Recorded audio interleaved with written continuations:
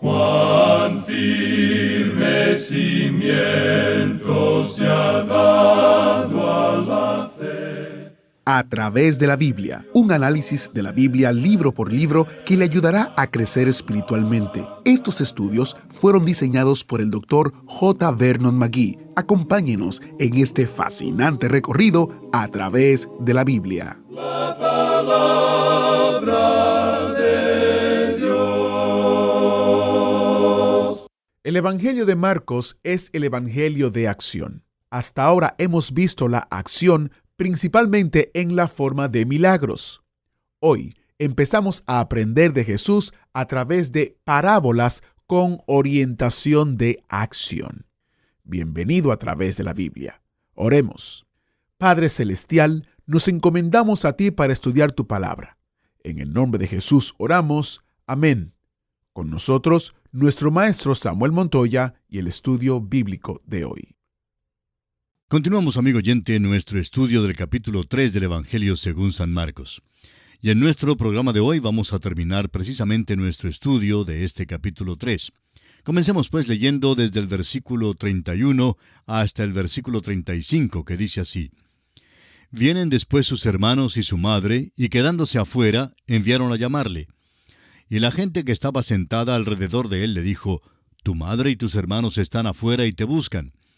Él les respondió diciendo: ¿Quién es mi madre y mis hermanos?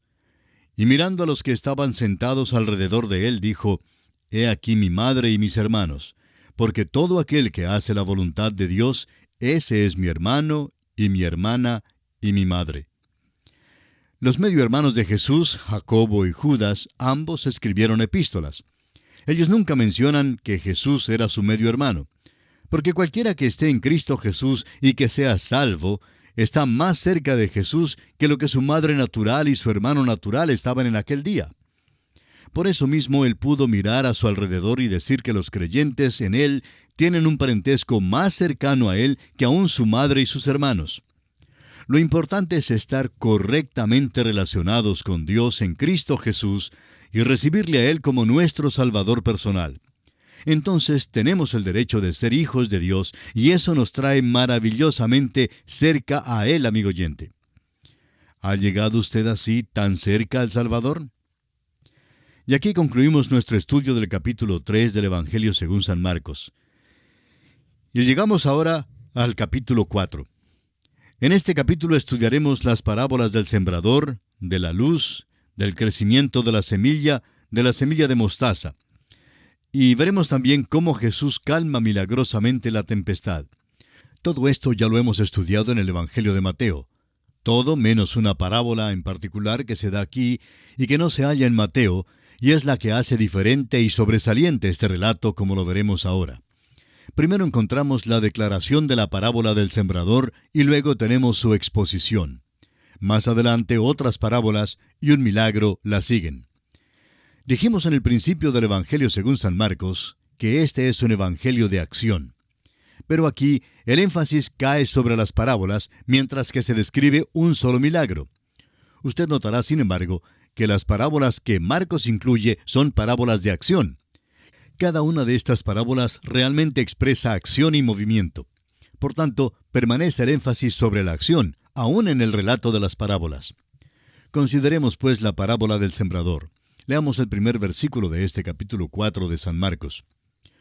Otra vez comenzó Jesús a enseñar junto al mar, y se reunió alrededor de él mucha gente, tanto que entrando en una barca, se sentó en ella en el mar, y toda la gente estaba en tierra junto al mar. Mateo nos da un relato más detallado de esta situación, pues agrega que Jesús salió de la casa y entró en una barca en el mar. Esta acción, como es registrada por Mateo y por Marcos, es muy simbólica. La casa generalmente representa la casa de Israel, y los mares representan las naciones de los gentiles. Los mismos movimientos de Jesús, antes de dar a conocer estas parábolas, simbolizan que Él se vuelve de su pueblo y sale al mundo. Esto en realidad da a conocer las circunstancias que rodean estas parábolas y que deben ser estudiadas en el contexto de la situación total. Creemos que es de suma importancia que veamos esto. Estas acciones ocurrieron durante el apogeo del ministerio de Jesucristo. Él estaba muy ocupado, sometido a muchas tensiones y por consiguiente estaba físicamente cansado. El hecho es que estaba tan cansado que se durmió en la barca en el mar, como lo veremos en este capítulo en el versículo 38. Leamos ahora el versículo 2 de este capítulo 4 de Marcos. Y les enseñaba por parábolas muchas cosas, y les decía en su doctrina. Ahora Jesús adoptó el uso de parábolas como manera de enseñar muchas cosas a sus discípulos. Aquí se encuentra a medio camino de sus 3 años de ministerio público. Ya había usado antes ciertas ilustraciones en forma de parábolas, como por ejemplo cuando le contó a la mujer samaritana a orillas del pozo acerca del agua de vida.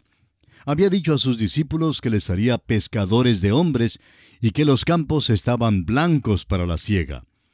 En el Sermón del Monte había hablado de la sal y la luz y los cimientos de arena y de roca. Pero aquellas realmente no eran parábolas.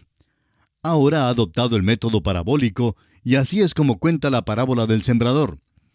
Leamos los versículos 3 al 7 de este capítulo 4 de Marcos. Oíd, he aquí el sembrador salió a sembrar. Y al sembrar, aconteció que una parte cayó junto al camino, y vinieron las aves del cielo y la comieron. Otra parte cayó en pedregales, donde no tenía mucha tierra, y brotó pronto, porque no tenía profundidad de tierra. Pero salido el sol, se quemó, y porque no tenía raíz, se secó. Otra parte cayó entre espinos, y los espinos crecieron y la ahogaron, y no dio fruto. Estos son 3 de los lugares donde cayeron las semillas y representan a los incrédulos que no aceptan el Evangelio, los que no aceptan la palabra de Dios. Por eso las aves comieron la semilla que cayó junto al camino. El diablo quita la palabra. En pedregales, el sol la quema y no hay suficiente profundidad para que eche raíces. Entre los espinos, o en la tierra espinosa, los espinos la ahogan. Pero luego está la buena tierra. Leamos el versículo 8. Pero otra parte cayó en buena tierra y dio fruto, pues brotó y creció y produjo a 30, a 60 y a 100 por uno. Tenemos aquí ahora solamente una cuarta parte de la semilla que cae en la buena tierra, la que representa a los que son salvos, o sea, a los que han recibido la palabra. Pero aquí hay diferentes grados en la producción del fruto, a 30, a 60 y a 100 por uno. Usted recuerda que el Señor, al salir a Getsemaní, les dijo a los suyos en el discurso del aposento alto, «Yo soy la vid verdadera». Luego les dijo que Él quería que llevaran fruto, más fruto y mucho fruto. Allí también menciona 3 grados o categorías en la producción del fruto de parte de aquellos que son suyos, exactamente como hallamos los 3 grados o categorías en esta parábola. Leamos el versículo 9 de Marcos 4. Entonces les dijo, el que tiene oídos para oír, oiga. Aquí Jesús les da a conocer una señal de peligro. Es como aquellas señales de advertencia que dicen, alto, ojo, cuidado. Pero aún con esta señal dada, es obvio que algunos la perdieron, porque encontramos en los versículos 10 al 12 que, cuando estuvo solo, los que estaban cerca de él con los 12 le preguntaron sobre la parábola. Y les dijo, a vosotros os es dado saber el misterio del reino de Dios, mas a los que están fuera, por parábolas todas las cosas, para que viendo, vean y no perciban, y oyendo, oigan y no entiendan, para que no se conviertan y les sean perdonados los pecados. Evidentemente había los que no comprendieron nada de esta parábola. Cuando sus discípulos le preguntaron sobre ella, él les contestó con estos versículos que tienen cierto grado de ambigüedad. Amigo oyente, permítanos contarle una explicación que puede ser de ayuda. La razón por la cual Jesús hacía uso de las parábolas aquí, al fin de su ministerio, es impresionante. Sus enemigos rechazaron sus enseñanzas y las multitudes se tornaron indiferentes en cuanto a las verdades espirituales. Sí, tenían interés en sus milagros, pero no en la aplicación espiritual de esos milagros. Así es que ahora hace uso de las parábolas para llamar su atención y mantener el interés. La actitud antagónica de sus enemigos y el letargo, la indiferencia y la incomprensión de las multitudes exigieron un cambio. Por eso Jesús usó las parábolas, para que aquellos que tenían hambre y sed de justicia fueran saciados, y para que aquellos que querían la verdad espiritual pudieran tener abiertos los ojos. Encontramos el mismo pensamiento en la primera epístola del apóstol Pablo a los Corintios, capítulo 2, versículos 9 y 10, donde el apóstol Pablo declara, Antes bien, como está escrito, cosas que ojo no vio, ni oído oyó, ni han subido en corazón de hombre, son las que Dios ha preparado para los que le aman. Pero Dios nos las reveló a nosotros por el Espíritu, porque el Espíritu todo lo escudriña, aun lo profundo de Dios.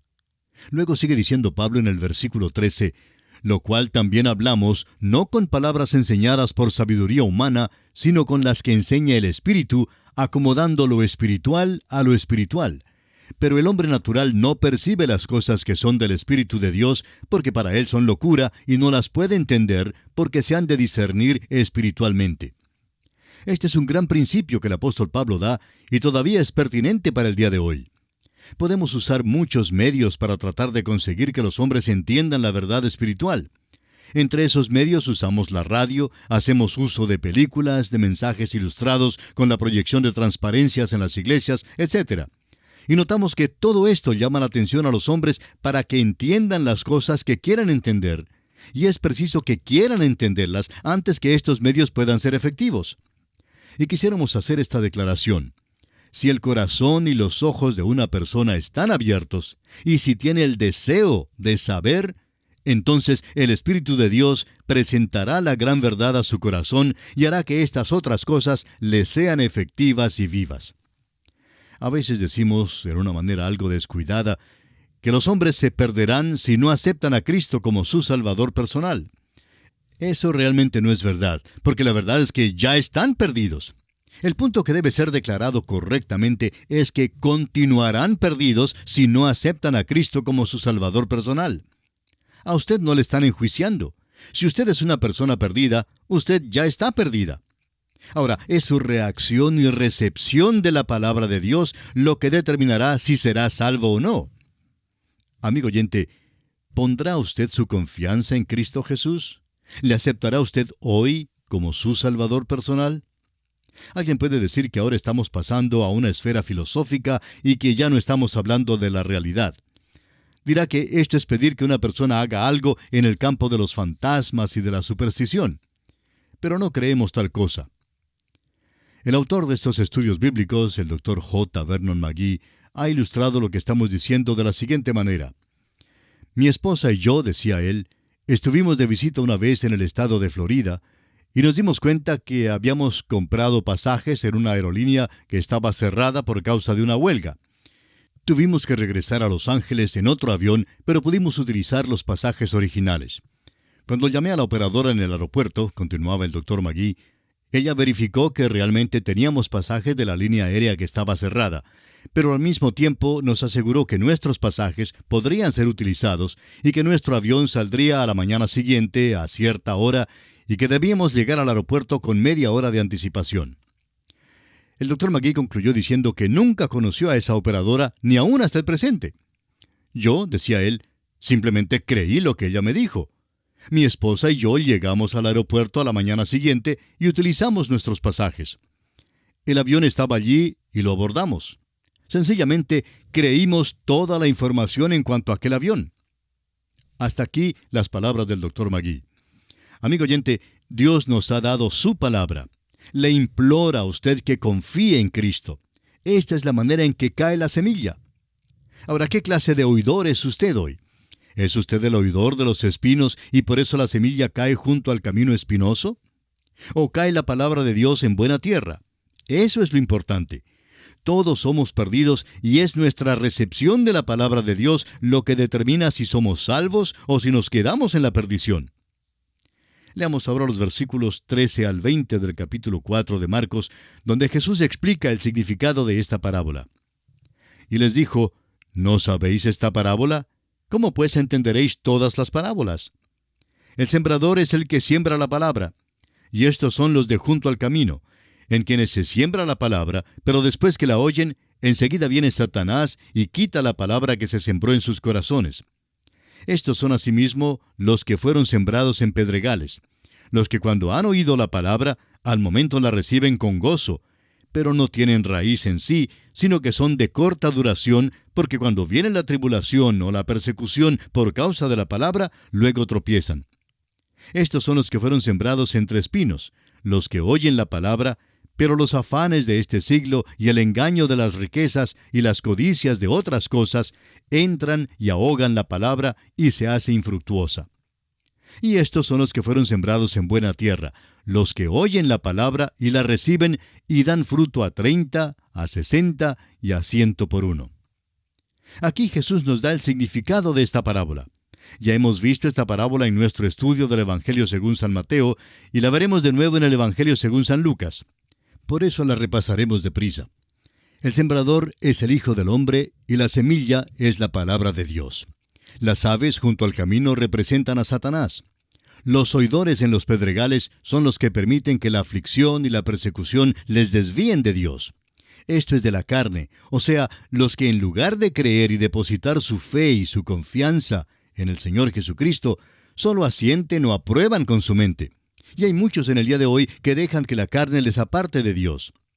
Luego, hay los que son oidores en tierra espinosa, aquellos que dejan que los afanes del mundo les distraiga. Y así es el mundo hoy en día. Son tantas las personas que dejan que el mundo les excluya, les aleje de Dios. Luego tenemos los oidores de buena tierra. Estos son los convertidos sinceramente por la palabra de Dios. Estos son los que dan ciertos porcentajes de fruto, y es solo 1/3 de ellos el que da una producción del fruto del 100 por uno. De modo que aquí vemos que hay una parábola con mucha acción. Y pasamos ahora a otra parábola, la parábola de la luz. Créanos, amigo oyente, que hay acción cuando uno está hablando de la luz.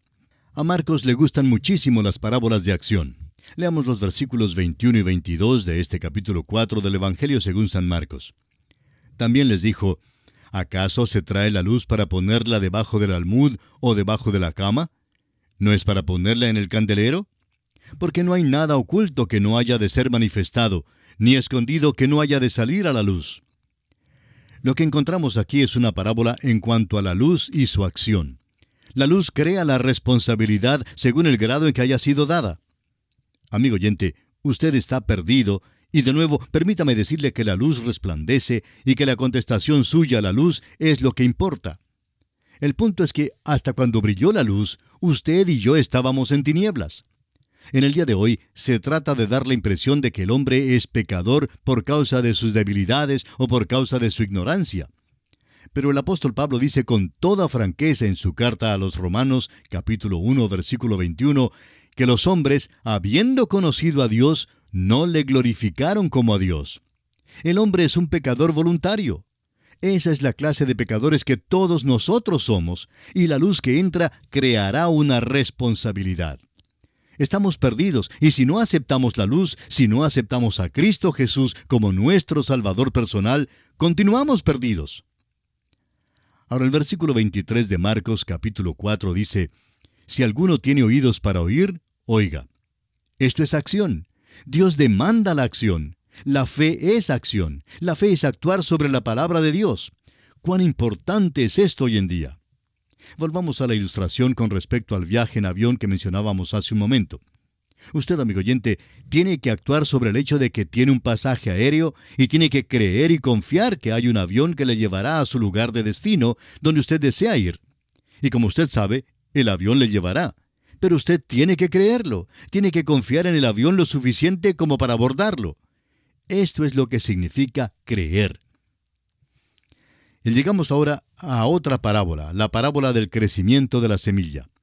Aquí tenemos una parábola extraordinaria que nuestro Señor dio y solo Marcos la incluye. Es otra parábola de acción y habla del reino de Dios. Usted recordará que dijimos que el reino de Dios y el reino de los cielos son dos términos que se usan. En realidad, como son usados aquí, son sinónimos, pero generalmente el significado de las palabras reino de Dios no es idéntico al significado de las palabras reino de los cielos.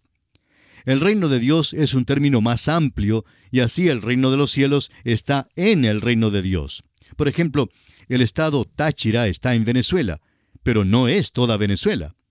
Pero siendo que se encuentra en Venezuela, entonces, cuando uno se encuentra en el Táchira, también está en Venezuela.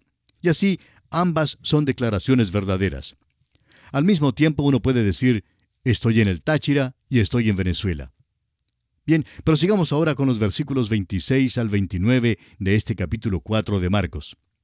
Decía además, Así es el reino de Dios, como cuando un hombre echa semilla en la tierra, y duerme y se levanta de noche y de día, y la semilla brota y crece sin que él sepa cómo.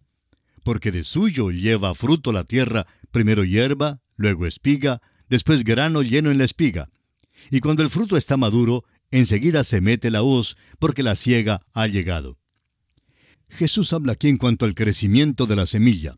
Y usted sabe, amigo oyente, que hoy en día no tenemos el conocimiento suficiente en cuanto al proceso de crecimiento de una semilla. Esta parábola también es una parábola de poder y de acción. Y este crecimiento de la semilla hasta cuando llega a ser una planta o algún fruto es todavía un misterio aún hasta el día de hoy. Aquel viejo refrán expresa esta verdad así: los más grandes robles crecen de las más pequeñas bellotas. Y después de todos los años de progreso científico, no hay mucho más que el hombre pueda añadir a esta frase. El decir que ocurre mediante el proceso de la osmosis añade muy poco a nuestro entendimiento, aunque el total de nuestros conocimientos ha sido aumentado. Esta parábola cuenta del poder de la palabra obrando en los corazones y en las vidas. ¡Qué parábola más maravillosa es esta! Y la última parábola que encontramos en este capítulo 4 es la parábola de la semilla de mostaza. Esta se encuentra en los versículos 30 al 34, que no vamos a leer por lo limitado del tiempo que nos queda. Pero recomendamos que usted la lea, amigo oyente. La mostaza no es comida, sino un condimento, y el crecimiento de una semilla de mostaza hasta convertirse en un árbol es algo contrario a la naturaleza. Esto representa el crecimiento externo del cristianismo, que ha llegado a tener grandes organizaciones, grandes iglesias y grandes programas. Ni aun las aves en las ramas son buenas, porque representan a Satanás. Y en los versículos finales, 35 al 41, encontramos que Jesús demuestra su poder sobre la naturaleza. Encontramos aquí que cuando nuestro Señor deja de enseñar, sale al mar. Quiere descansar porque se siente muy cansado y se duerme. Y luego tenemos el milagro en que Jesús calma la tempestad. ¿Y sabe usted qué fue lo que infundió temor en los discípulos? Leamos el versículo 41 de este capítulo 4 de Marcos. Entonces temieron con gran temor y se decían el uno al otro: ¿quién es este, que aun el viento y el mar le obedecen? No fue tanto el hecho de que Jesús calmara la tempestad, sino más bien la manera en que lo hizo. Simplemente se aquietó el mar. De repente hubo una calma. Este milagro fue algo tan grande que estos hombres temieron con gran temor. ¡Qué lección más maravillosa aprendemos aquí! Cristo nos coloca dentro de las tempestades de la vida para que podamos acercarnos más a Él y para que le conozcamos mejor, así como dicen las palabras del antiguo himno: Cristo mi piloto sé en el tempestuoso mar, fieras ondas mi bajel van a hacerlo zozobrar, mas si tú conmigo vas, salvo al puerto llegaré. Carta y brújula hallo en ti, Cristo mi piloto sé. Y aquí nos detenemos por hoy porque nuestro tiempo ha concluido. En nuestro próximo programa iniciaremos, Dios mediante, el estudio del capítulo 5 de este Evangelio según San Marcos. Que Dios le bendiga, es nuestra ferviente oración. ¿Fue de ayuda para usted el estudio de hoy? ¿Desea enviarnos algún comentario de lo que ha estado escuchando? Entonces escríbanos, no espere más. Nuestro correo electrónico es atv@transmundial.org. atv@transmundial.org. Si desea recibir las notas y bosquejos de lo que estamos estudiando, suscríbase gratis en nuestra página en internet, a través de la Biblia.org/notas, a través de la Biblia.org/notas.